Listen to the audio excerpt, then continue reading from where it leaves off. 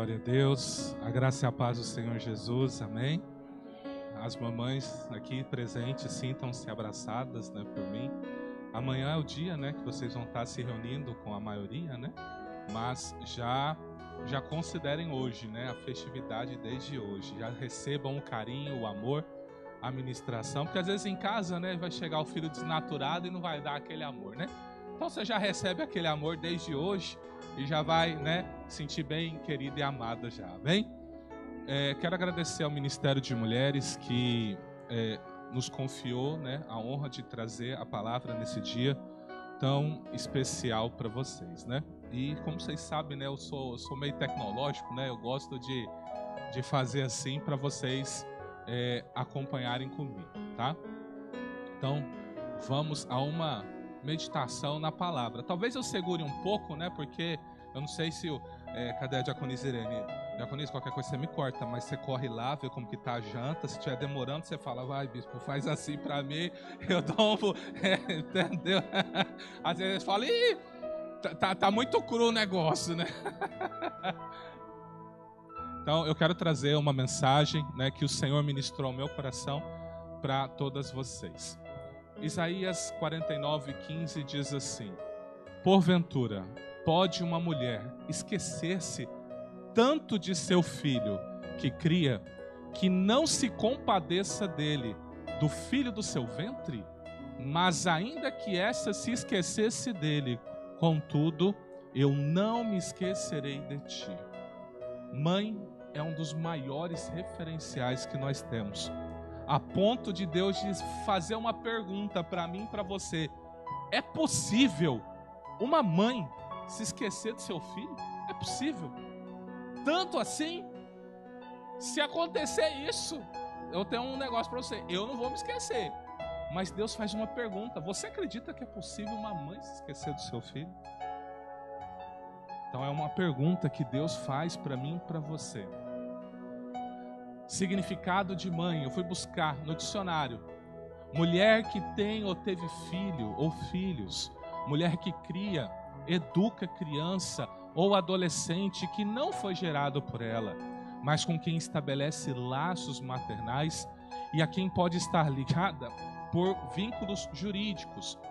Uma mãe que adotou, por exemplo, quando era solteira ou porque não podia ter filhos, mulher carinhosa ou protetora. É uma definição muito pobre, né? Como que eu mensuro o carinho de uma mãe? As noites perdidas de sono, a luta, às vezes, quando aquela criança estava passando por alguma situação, quando meus filhos adoecem, acontece algo, é algo que eu, pai, já fico abalado. Aí eu vejo minha esposa, às vezes ela perde a noite de sono dela, às vezes quando eu já virei do lado dormir, aí ela vira pra mim no outro dia e fala: essa noite eu nem dormi porque a Rebeca tava com febre. Eu falo: amor, por que você não me acordou? Não, porque você tem que trabalhar cedo, então eu fiquei com ela aqui. Então, mãe é um grande referencial para mim e para você. Um autor desconhecido diz assim: mãe, palavra pequena, mas com um significado infinito, pois quer dizer amor, dedicação, renúncia a si própria, força e sabedoria. Ser mãe não é só dar à luz, e sim participar da vida dos seus frutos gerados ou criados. Obrigado por termos você. Quero trazer pelo menos 3 exemplos bíblicos. A Bíblia está cheia de exemplos de mãe, mas 3 me chamaram a atenção e eu quero compartilhar com vocês. Quero falar com vocês sobre Joquebede, sobre a mulher sunamita e sobre Maria. 3 grandes mulheres que aparecem na Bíblia em momentos específicos e que são grandes exemplos para nós. Diz o texto de Êxodo, capítulo 6, versículo 20: e Arão tomou por mulher a Joquebede, sua tia, e ela lhe deu Arão e Moisés. E os anos de vida de Arão foram 137 anos. Números 26:59 diz: E o nome da mulher de Arão era Joquebede, filha de Levi, ao qual nasceu a Levi no Egito. E de Arão ela teve Arão e Moisés e Miriam, irmã deles. Êxodo 1, 22 vai começar a narrar uma história que é muito importante para o povo de Israel e vai mostrar o papel fundamental de Joquebede na vida do povo de Israel. Então ordenou o faraó que todo o povo, a todo o seu povo, dizendo: a todos os filhos que nascerem lançareis no rio, mas a todas as filhas guardarei com vida. Êxodo 1, 22. O povo de Israel tinha vindo para o Egito através de um convite de José, autorizado pelo faraó da época. E o povo de Israel se estabeleceu lá, cerca de 70 almas. E eles começaram a crescer, a produzir, a crescer, a crescer, a crescer, e se tornaram milhares de pessoas. Estima-se que o povo que saiu do Egito para Canaã era em torno de mais de 2 milhões de pessoas, entre homens e mulheres. E quando o faraó viu isso, ele temeu. Ele temeu a quantidade de pessoas que estavam lá e ele pensou: bom, esse povo que está aqui é muito numeroso. Então, vamos tirar esse povo, vamos fazer com que eles tenham medo de nós. E aí ele começou a colocar cargas pesadas sobre o povo de Israel. O que começou a acontecer? O povo de Israel, mesmo assim, fazia filhos e filhas. E aí o faraó encontrou uma solução. Bom, se tiver muitos homens, nós vamos ter problemas. Então, ordene às parteiras do Egito que elas peguem todos os bebês que forem homem e matem eles ou lancem eles no rio. O que aconteceu? As parteiras ficaram com medo e falaram: não vamos fazer isso. E nasciam os homens. Aí faraó ficou bravo com as parteiras, chamou elas e falou: o que vocês estão fazendo? Aí elas inventaram uma desculpa. Elas disseram: as mulheres hebreias, elas são muito sagazes, elas têm filho muito rápido, então quando nasce o menino homem, ela já esconde e não tem como, a gente nem chega a tempo de dar a luz. Elas são fortes, elas não são como as egípcias.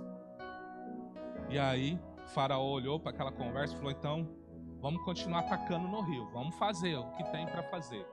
Nisso, Êxodo 2, 3 diz: e a mulher, ou seja, Joquebede, concebeu e deu à luz um filho, e vendo que ele era formoso, o escondeu 3 meses.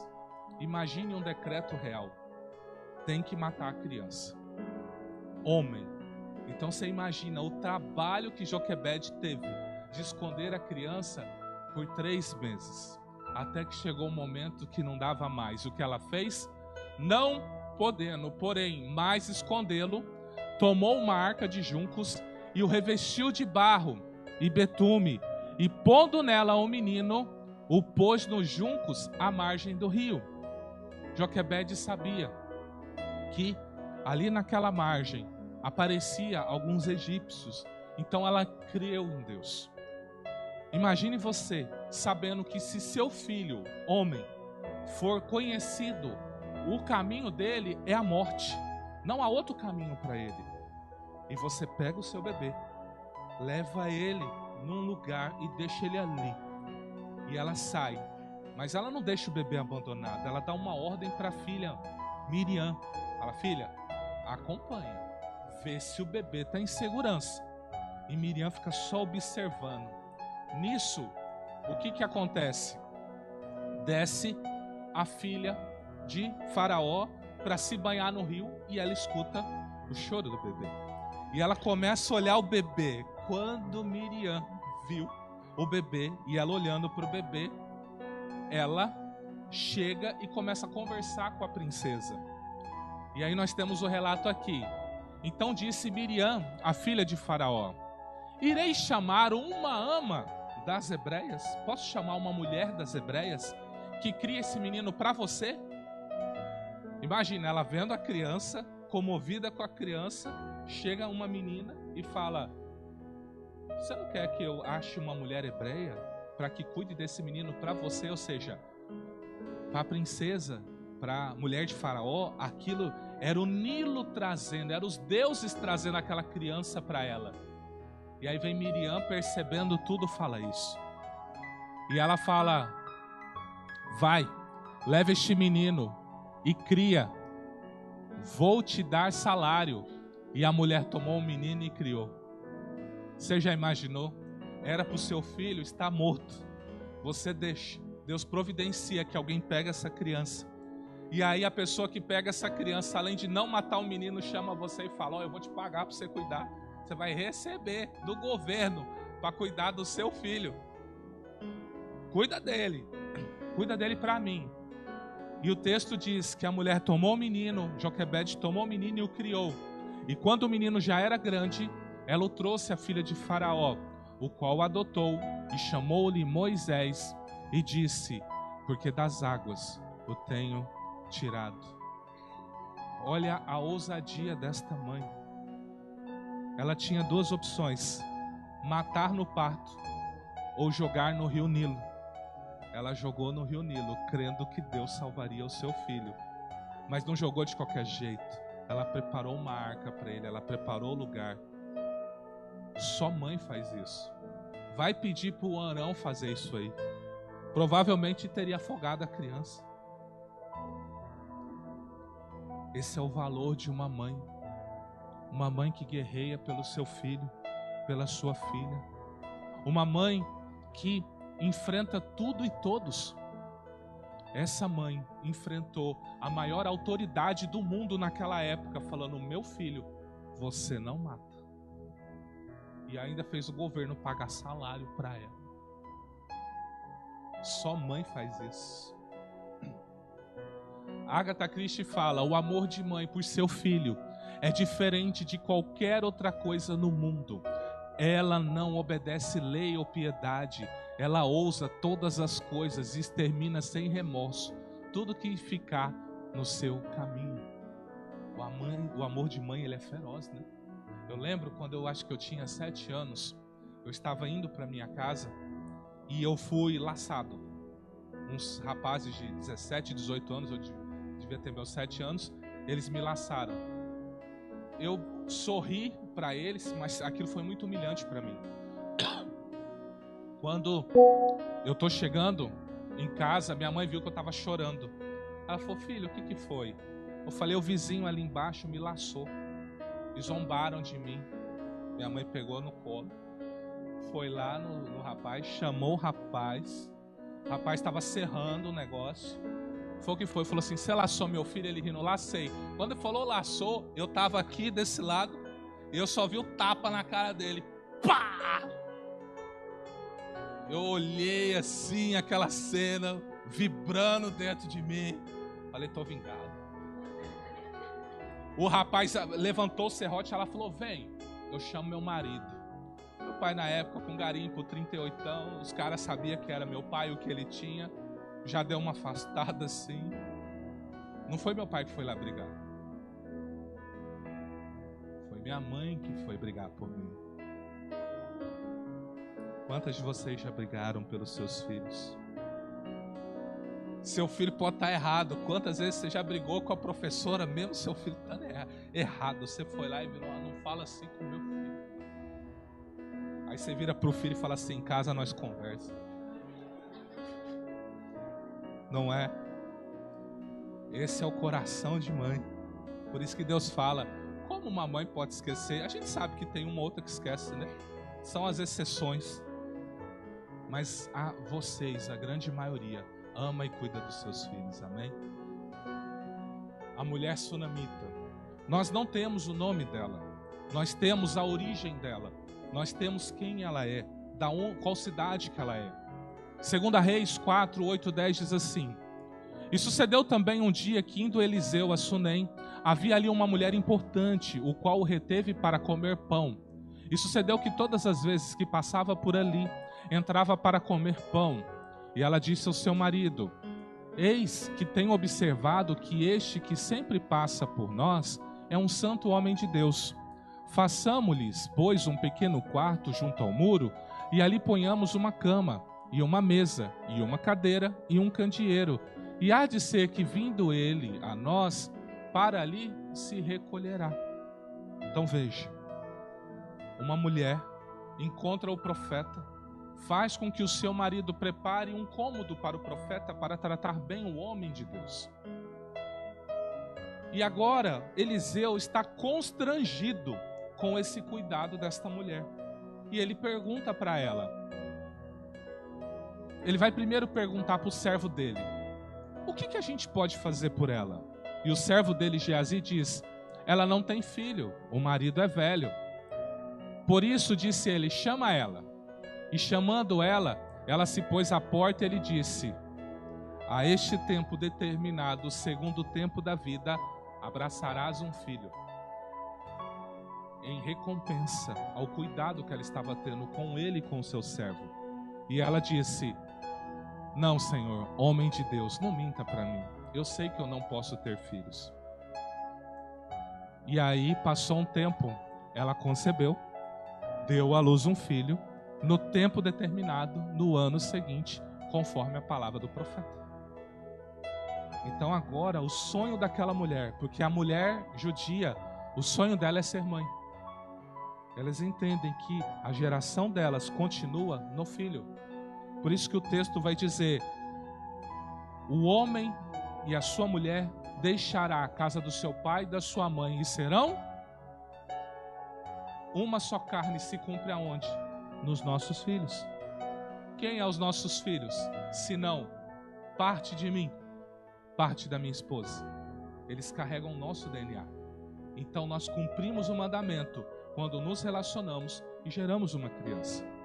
Então nós somos um. Quem olha para o Estevão, quem olha para a Ana Rebeca sabe que é filho do bispo e filho da pastora. Então assim se cumpre o mandamento do Senhor. E essa mulher sunamita recebeu o filho, mas como mãe, ela teve o contratempo na vida dela. Crescendo o filho, sucedeu que um dia saiu para ter com seu pai, que estava com os segadores, e disse ao seu pai: ai, a minha cabeça, ai, a minha cabeça. Então disse ao moço: leva-o à sua... Ó o pai, já empurrando tudo para a mãe. O filho com problema, em vez de correr, resolver, vai lá, resolve com a mãe. E ele tomou, levou a sua mãe e esteve sobre os seus joelhos até o meio-dia e morreu. Subiu ela, deitou sobre a cama, ela pegou a criança, colocou lá no quartinho que ela tinha feito para o profeta Eliseu. Fechou a porta e saiu. Ela viu que o filho tinha morrido. Aí agora, ela vai conversar com o marido e vai dizer: manda-me já um dos moços e uma das jumentas para que eu vá ao homem de Deus. E ele disse: por que você vai a ele? Não é lua nova, não é sábado, por que hoje não é dia de você procurar o profeta? Ela falou assim: tá tudo bem. O filho estava morto na cama do profeta. E ela vira e diz: tá tudo bem. A capacidade que uma mãe tem de segurar o lar. Esses dias eu vi um vídeo, acho que foi da Camila Barros, falando bem assim: se o marido acordar de mau humor, a casa está bem. Se os filhos acordarem de mau humor, a casa está bem. Mas se a mãe acordar de mau humor, não tem ninguém que traz equilíbrio para aquela casa. Depois você procura esse vídeo dela lá. Mas é verdade. A mulher sábia edifica a sua casa. É uma unção que vocês têm. A unção do marido é ser o provedor. Por isso que quando o marido não toma essa postura, ele desequilibra a casa em outro lado. Mas uma mulher que não é a balança da casa, não governa a sua casa. Você já leu sobre Provérbios 31 da mulher sábia? Você já leu aquele texto? Eu fico com vergonha quando eu leio aquele texto. Lá fala assim: mulher sábia, quem a achará? O seu valor excede a muitos homens. Ela acorda de madrugada, ela faz pão, ela vende, ela negocia e não sei. Aí você começa a ler. E o seu marido? O seu marido fica às portas.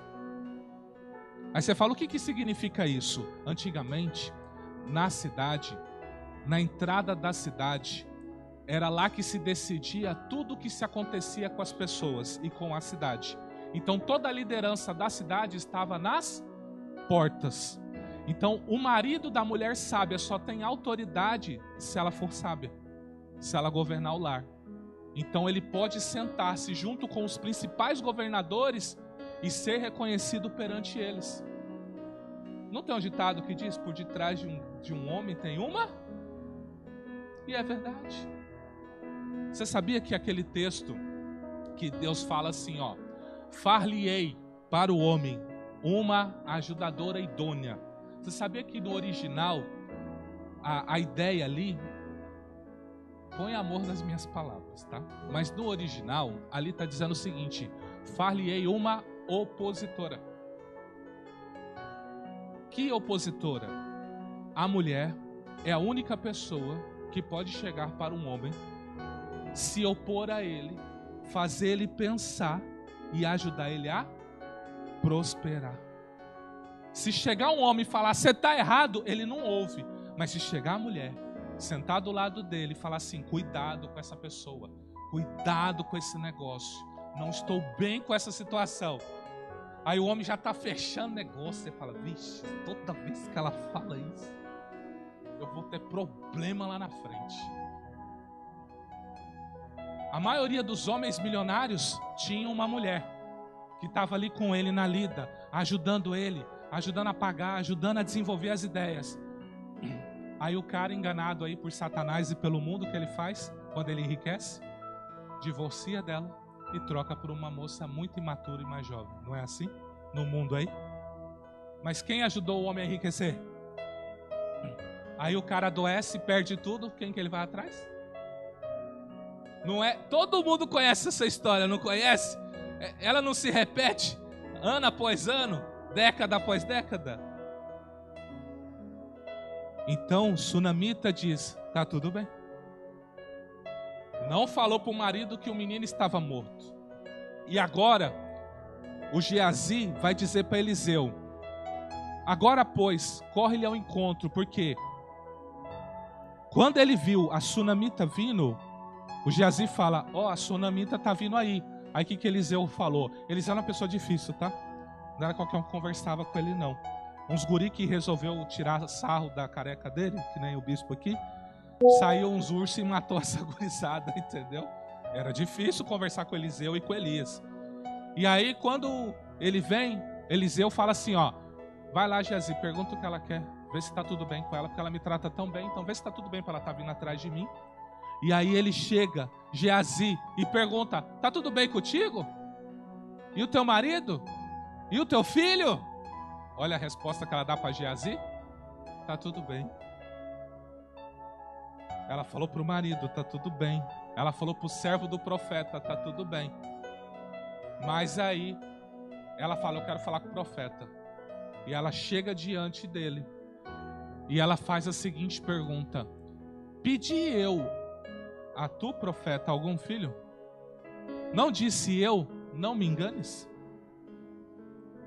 Porém a mãe do menino disse, porque vive o Senhor e vive a tua alma, que não te hei de deixar. Então ele se levantou e a seguiu. Porque Eliseu virou para Geazi e falou assim, ó, pega o meu cajado, pega o meu bordão, vai lá e ora com o menino. É mais ou menos assim, vem você e procura, vem falar comigo para orar. Aí eu falo assim, vai lá o pastor Valdir, vai lá pastor, acompanha o irmão, a irmã lá e vai lá orar com ela. Aí é como se ela falasse, eu não vou sair da igreja enquanto o bispo não for comigo. É isso que aconteceu. E o Eliseu, ele era um cara difícil, não era? Falou assim, você me enganou, você disse que me daria um filho, meu filho está morto. E agora? Eliseu botou lá o seu servo, falou, vai lá. Não. É você que me arrumou o problema, você vai resolver. Diz o texto que Eliseu foi. Pensa no sacode que Eliseu fez. andou de um lado, andou do outro, deitou em cima do menino, fez os atos proféticos dele. E aí diz o texto, depois desceu e andou naquela casa de uma parte a outra e tornou a subir e se estendeu sobre ele. Então o menino espirrou 7 vezes e abriu os olhos. Então chamou a Geazi e disse, chama esta sunamita. Chamou-a e veio a ele e disse ele, toma o teu filho. E entrou ela, se prostrou aos seus pés, se inclinou em terra, tomou o seu filho e saiu. Uma mãe que segura o lar, dizendo para o marido, está tudo bem. E não estava nada bem. Diz para o servo do profeta, está tudo bem. E não estava nada bem. Esse é o poder de uma mãe que ora, intercede pelo filho ainda morto. E vai atrás da pessoa que declarou a palavra que abriu a madre dela. E fala, não, é você que vem comigo. A mãe está disposta a tudo. Passa horas. Quantas de vocês já passaram horas para pegar uma vaga na creche para o seu filho? Armando até a barraquinha. Quem faz isso? Graças a Deus inventaram o sistema online para ajudar, né? Mas antes tinha que estar lá, sofrimento de mãe. Então essa mãe sunamita, ela é um exemplo, mostrando que você, mãe, você está disposta a tudo para manter o equilíbrio do seu lar e para lutar pelos seus filhos e filhas. O amor de mãe é o combustível que capacita um ser humano comum a fazer o impossível. Esse é o amor de uma mãe. E agora eu quero falar, talvez, do maior exemplo que nós temos nos nossos dias. Biblicamente falando, nós temos Maria. Diz o texto de Isaías 7,14. Portanto, o mesmo Senhor vos dará um sinal. Eis que a virgem conceberá e dará à luz um filho e chamará o seu nome Emanuel. Mateus 1, 18, 19 diz, ora, o nascimento de Jesus Cristo foi assim, que estando Maria, sua mãe, despojada com José, antes de se ajuntarem, achou-se ter concebido do Espírito Santo. Então José, seu marido, como era justo e não queria infamar, intentou deixá-la secretamente. Imagine você. Você está quieta no seu canto, pensando no futuro, pensando o que vai fazer. De repente, vem Deus, olha para você e fala, eu escolhi o seu ventre, eu escolhi a sua barriga, eu escolhi o seu útero para você trazer à vida o maior homem que já pisou nesta terra, o Senhor Jesus Cristo. No 6º mês, foi o anjo Gabriel enviado por Deus a uma cidade da Galileia chamada Nazaré, e a uma virgem desposada com um homem cujo nome era José, da casa de Davi. E o nome da virgem era Maria. E entrando o anjo onde ela estava, disse, salve, agraciada, o Senhor é contigo. Bendita és tu entre as mulheres. E vendo ela, turbou-se muito com aquelas palavras, e considerava que saudação seria esta. Disse-lhe então o anjo, Maria, não temas, porque achaste graça diante de Deus. Eis que em teu ventre conceberás e dará à luz um filho. Por-lhe-ás o nome de Jesus. Este será grande, será chamado Filho do Altíssimo. E o Senhor seu Deus lhe dará o trono de Davi, seu pai. Talvez algo que você não considerou. Eu não sei se você sabe, mas os grandes pesquisadores e teólogos estimam que Maria tinha entre 12 a 16 anos, quando o Espírito Santo gerou Jesus dentro dela. Pode pesquisar aí no Google agora. A maioria vai defender que era 11. A maioria vai defender. Você imagina como era a cabeça dessa menina? Ela recebeu uma missão cedo. Ela recebeu uma incumbência muito cedo. E quando ela engravidou, imagina como foi para ela ter contado para José, o seu noivo, que ela estava grávida. Olha, o anjo do Senhor me visitou e disse que eu estou grávida do Espírito Santo. Imagina uma menina de 12 anos falando isso para o seu noivo. A Bíblia diz que José pensou em tudo. Ele não quis difamá-la. Ele ia largar ela. Ia para outro lugar. Até o homem Deus escolheu. Deus escolheu José para criar o Senhor Jesus. Porque olha o coração dele. Quantos homens teria denegrido ela? Que conversinha é essa que ela está grávida do Espírito Santo? Que conversa é essa? Está louca? Aí Deus aparece em visão para ela, para o José, e diz, não largue. É Deus no negócio. Então José tomou ela, casou com ela, não se relacionou com ela até o Senhor Jesus nascer. Aí eu quero que você observe algo. Maria, ela não foi apóstola, ela não foi profeta, ela não foi evangelista, ela não foi pastora, ela não foi mestra, mas ela recebeu a maior missão: cuidar do nosso Senhor. Imagina, o Deus que criou todas as coisas chamar você de mãe. Mãe, mãe, mãe. Você olhar para o seu filho e falar, foi ele quem me criou. Já parou para pensar no privilégio dessa mulher? Ela não tinha uma vocação que muitas de vocês têm, ministerialmente falando, mas ela recebeu a maior missão de todas, ser mãe do nosso Salvador. E exclamou com grande voz Isabel, bendita és tu entre as mulheres, bendito o fruto do seu ventre, e de onde me provém isso a mim, que venha visitar-me a mãe do meu Senhor. Lucas 1:42. Que missão Maria recebeu. Que missão extraordinária. Você é mãe? Que missão extraordinária Deus te deu. Às vezes o filho que você gerou, doutor, médico, pastor, missionário, eu não sei o que vai ser seu filho, sua filha, mas é sua missão dar um futuro, dar um destino para ele, simplesmente amando ele, simplesmente amando ele. Para louvar nossa mãe, todo o bem que se disser nunca há de ser tão grande como o bem que ela nos quer, diz Mário Quintana. Acho que o próximo é um vídeo e eu quero que vocês prestem bem atenção no que esse homem vai falar. Antes, eu quero trazer duas palavras para você que é filho e filha e ainda tem sua mãe entre nós. Há uma geração que amaldiçoa seu pai e que não bendiz a sua mãe. Provérbios 30:11. O que amaldiçoa seu pai e sua mãe, apagar-se-á sua lâmpada em negras trevas. Honra teu pai e a tua mãe, para que se prolonguem os teus dias na terra que o Senhor teu Deus te dá.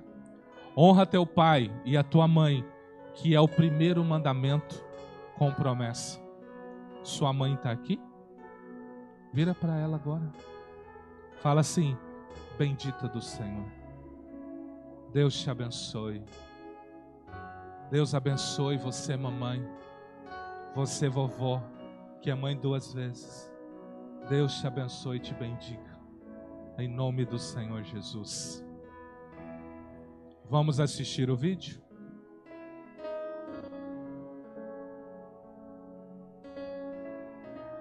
Patrícia, solta o som para mim, ele está mutado ali.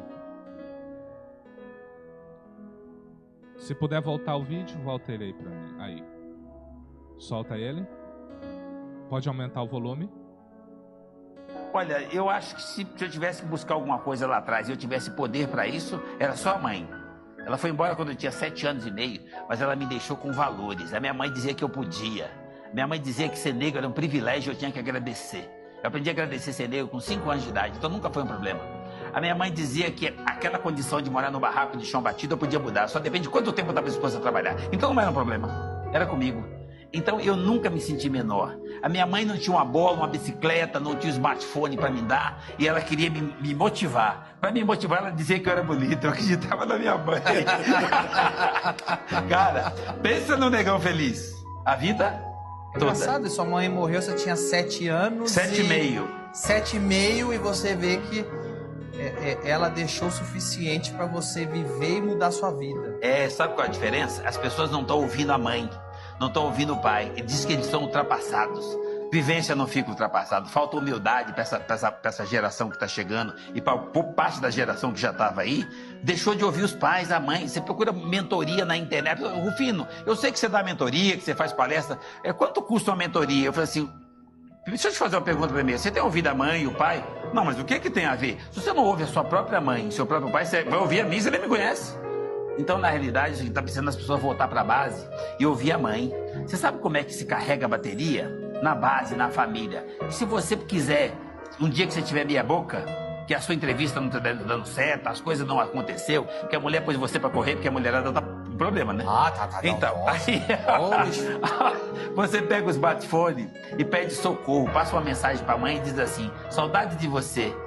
Amo você. Ou se você achar que isso é careta, porque a moçada acha que isso é careta, não precisa não. Passa uma mensagem para sua mãe e diz assim, oi, ela sabe que você precisa dela, cordão umbilical só se corta fisicamente. Essa pessoa que te deu vida tem poder para carregar suas baterias do outro lado do planeta, mas você tem humildade ou agenda para passar uma mensagem? Ou você acha que ela está ultrapassada? Que o tempo passou? Então, na realidade, as pessoas estão precisando crescer de dentro para fora, se tornar seres humanos melhor, resgatar a humanização. Pode passar o próximo.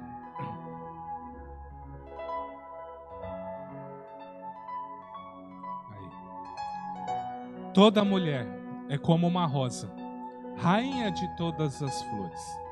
Mas a mulher que também é mãe, é rainha entre rainha, rainha de todas as rosas.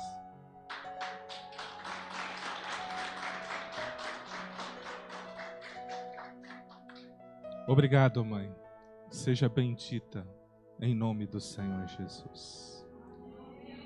Curva sua cabeça, eu quero orar por você, amém?